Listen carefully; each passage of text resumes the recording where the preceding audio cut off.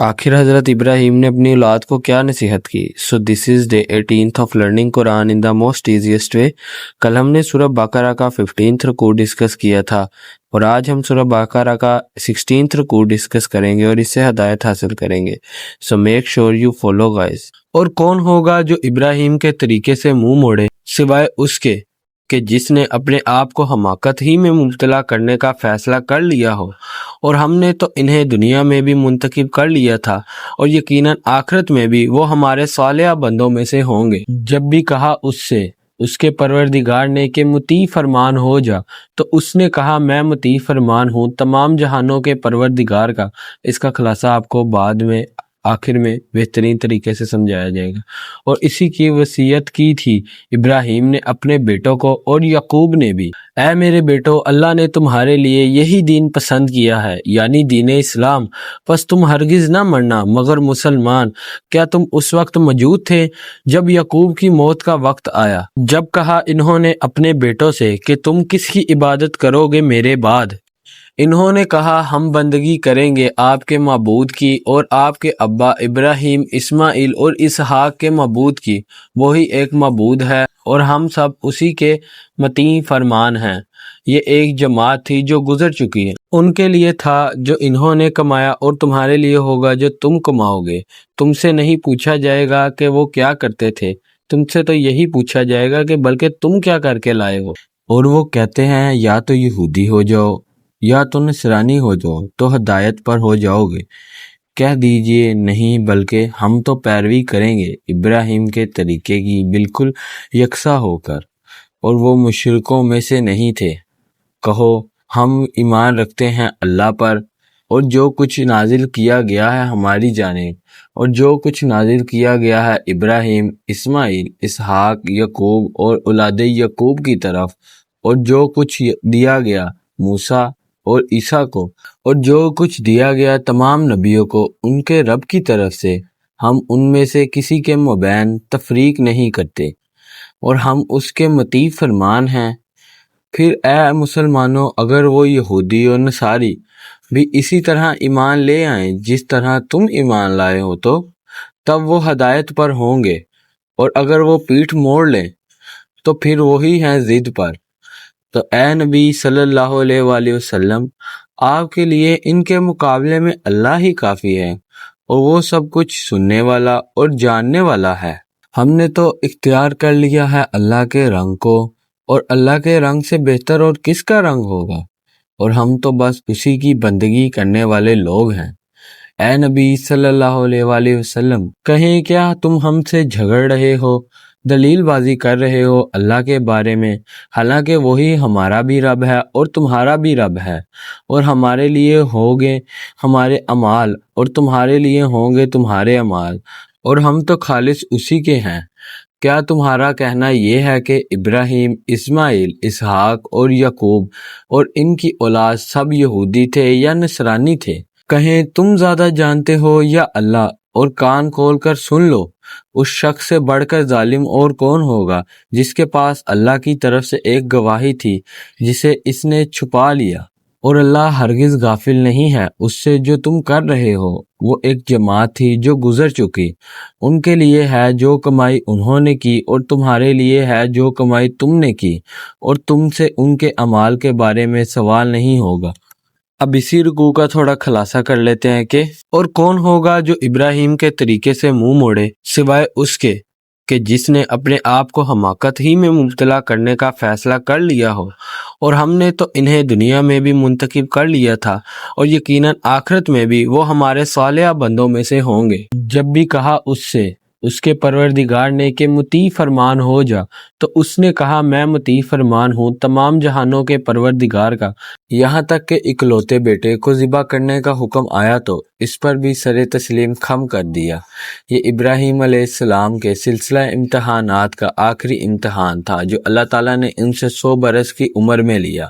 اللہ تعالیٰ سے دعا مانگ مانگ کر 87 سال کی عمر میں بیٹا اسماعیل لیا تھا، اور اب وہ 13 برس کا ہو چکا تھا۔ اب باپ کا دستے بازو بن گیا تھا۔ اس وقت اسے ذبح کرنے کا حکم ہوا تو آپ فوراً تیار ہو گئے۔ تو آپ اس کے اوپر فوراً تیار ہو گئے۔ یہاں فرمایا جا رہا ہے کہ جب بھی ہم نے ابراہیم سے کہا کہ ہمارا حکم مانو تو اسے حکم برداری کے لیے سر پر تیار پایا۔ اللہ تعالیٰ ہمیں بھی اس طرز عمل کی پیروی کی توفیق عطا فرمائے، آمین۔ پھر آگے اللہ تعالیٰ فرما رہے ہیں کہ اے میرے بیٹو، اللہ نے تمہارے لیے یہی دین پسند کیا ہے، یعنی دین اسلام، پس تم ہرگز نہ مرنا مگر مسلمان۔ کیا تم اس وقت موجود تھے جب یعقوب کی موت کا وقت آیا؟ یعنی جب یعقوب علیہ السلام کی موت کا وقت آیا، اس وقت حضرت یعقوب علیہ السلام اور ان کے سب بیٹے حضرت یوسف علیہ السلام کے ذریعے مصر میں پہنچ چکے تھے۔ یہ سارا واقعہ سورہ یوسف میں بیان ہوا ہے۔ حضرت یعقوب علیہ السلام کا انتقال مصر میں ہوا۔ دنیا سے رخصت ہونے سے پہلے انہوں نے اپنے 12 کے 12 بیٹوں کو موجود کیا۔ جب کہا اپنے بیٹوں سے کہ تم کس کی عبادت کرو گے میرے بعد، کس کی پوجا کرو گے، کس کی پرستش کرو گے، یہ بات نہیں تھی کہ انہیں معلوم نہ تھا کہ انہیں کس کی عبادت کرنی ہے، بلکہ آپ نے قول و قرار کو مزید پختہ کرنے کے لیے یہ انداز اختیار فرمایا۔ انہوں نے کہا ہم بندگی کریں گے آپ کے معبود اور آپ کے ابا ابراہیم علیہ السلام، اسماعیل اور اسحاق کے معبود کی۔ وہی ایک معبود ہے اور ہم سب اسی کے مطیع فرمان ہیں۔ اور جو کچھ دیا گیا موسیٰ اور عیسیٰ کو اور جو کچھ دیا گیا تمام نبیوں کو ان کے رب کی طرف سے، ہم ان میں سے کسی کے مابین تفریق نہیں کرتے۔ ہم سب کو مانتے ہیں، کسی کا انکار نہیں کرتے۔ ایک بات سمجھ لیجئے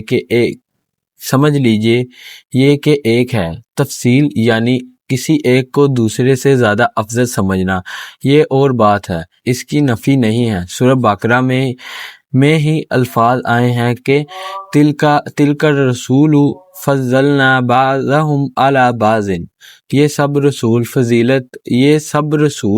فضیلت دی ہم نے بعض کو بعض پر، جبکہ تفریق یہ ہے کہ ایک کو مانا جائے اور ایک کا انکار کر دیا جائے، اور رسولوں میں سے کسی ایک کا انکار گویا سب کا انکار ہے، اور ہم اسی کے مطیع فرمان ہیں۔ پھر اے مسلمانوں، اگر وہ یہودی نصاری بھی اسی طرح ایمان لائے جس طرح تم ایمان لائے ہو، تب وہ ہدایت پر ہوں گے۔ پھر آگے اللہ تعالیٰ فرما رہے ہیں کہ اے نبی صلی اللہ علیہ وآلہ وسلم، آپ کے لیے ان کے مقابلے میں اللہ ہی کافی ہے۔ آپ کسی بات کی فکر نہ کریں کہ آپ ان کے ساتھ کوئی معاہدہ کریں، کسی بات کا کمپرومائز کریں، کسی دعوت کی طرف توجہ ہی نہ دیں۔ کچھ دو کچھ لو والا معاملہ آپ بالکل بھی نہ سوچیں، اور وہ سب کچھ سننے والا اور جاننے والا ہے۔ پھر آگے اللہ تعالیٰ فرما رہے ہیں کہ کیا تمہارا کہنا یہ ہے کہ ابراہیم، اسماعیل، اسحاق اور یعقوب اور ان کی اولاد سب یہودی تھے یا نصرانی تھے؟ تم جو کہتے ہو کہ یہودی ہو جاؤ یا نصرانی تب ہدایت پاؤ گے، تو کیا ابراہیم علیہ السلام یہودی تھے یا نصرانی؟ اور اسحاق، یعقوب، یوسف، موسیٰ اور عیسیٰ علیہ السلام کون تھے؟ یہی بات آج مسلمانوں کو سوچنی چاہیے کہ حضرت محمد صلی اللہ علیہ وآلہ وسلم اور آپ کے صحابہ دیوبندی تھے، بریلوی تھے، اہل حدیث تھے یا شیعہ تھے؟ اللہ تعالیٰ کے ساتھ اخلاص کا تقاضا تو یہ ہے کہ ان تقسیموں سے بلا تر رہا جائے۔ ٹھیک ہے، ایک شخص کسی فرقے کی پیروی کر رہا ہے، لیکن اس مسلک کو اپنی شناخت بنا لینا، اسے دین پر مقدم رکھنا، اس مسلک ہی کے لیے ہے ساری محنت و مشقت اور بھاگ دوڑ کرنا، اور اسی کی دعوت و تبلیغ کرنا دین کی اصل حقیقت اور روح کے یکسر خلاف ہے۔ پھر آگے اللہ تعالیٰ نے قرآن میں واضح فرما دیا کہ یعنی تمہارے بزرگ جو تم سے پہلے میری طرف لوٹ آئے، ان سے یہ سوال نہیں کیا جائے گا کہ تم نے کیا کیا، ان سے تو یہی سوال ہوگا کہ انہوں نے کیا کیا۔ ان سے تمہارے بارے میں کوئی سوال نہیں ہوگا اور تم سے ان کے بارے میں کوئی سوال نہیں ہوگا۔ پھر اللہ تعالیٰ قرآن کی آیت میں فرماتے ہیں کہ اور تم سے ان کے اعمال کے بارے میں سوال نہیں ہوگا۔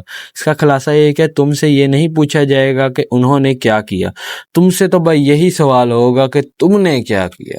اور آج آپ نے مجھے کمنٹ میں یہ بتانا ہے تاکہ مجھے بھی یہ پتہ لگے کہ کون کون اللہ کی بات یعنی اللہ جو قرآن میں کہہ رہے ہیں وہ کون کون سن رہا ہے، کون کون اس کو سمجھ رہا ہے، تاکہ مجھے بھی پتہ لگے۔ آپ سب نے آج مجھے کمنٹس میں بتانا ہے۔ یہ تھا سورہ بقرہ کا 16 رکوع۔ کل ہم سورہ بقرہ کا 17 رکوع ڈسکس کریں گے اور اس سے ہدایت حاصل کریں گے۔ Make sure you follow guys. جزاک اللہ۔